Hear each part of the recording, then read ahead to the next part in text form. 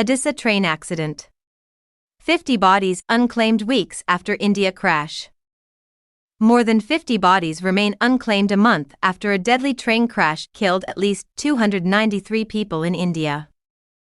The accident took place on June 2 in the eastern state of Odisha when a passenger train hit a stationary goods train and derailed onto an adjacent track. Some of the overturned coaches were then hit by another passing train. More than 1,000 people were injured in the crash, India's deadliest rail accident this century. The accident site has since been restored, but many families say that they're unable to find closure as they're still searching for the bodies of their loved ones. Shiv Charan, who is from the eastern state of West Bengal, has spent the past month living in a guest house in Bhubaneswar city in Odisha.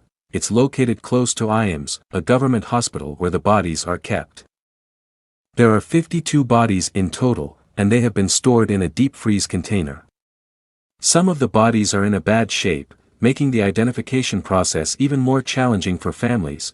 Mr. Charan makes frequent trips to the hospital in the hope of finding the body of his brother Krishna, who he spoke to moments before the crash.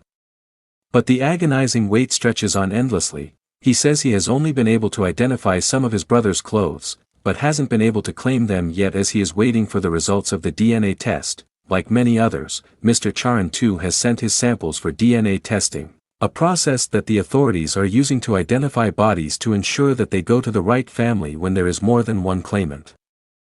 "No one has told me when the report will come," Mr. Charan told the BBC, adding that he wouldn't leave without his brother's body.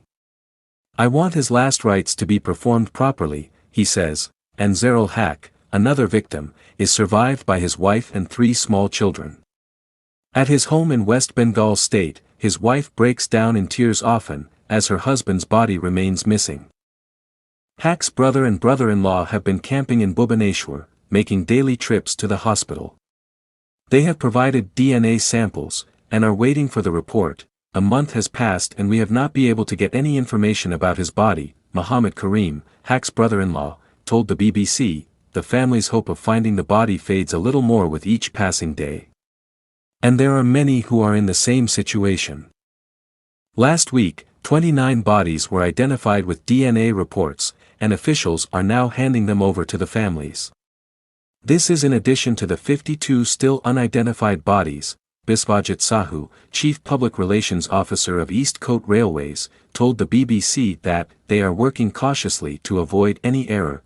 Identification of next of kin is being done with the help of railway officials, Odisha Police, Bhubaneswar Municipal Corporation officials and IIMS staff, he added.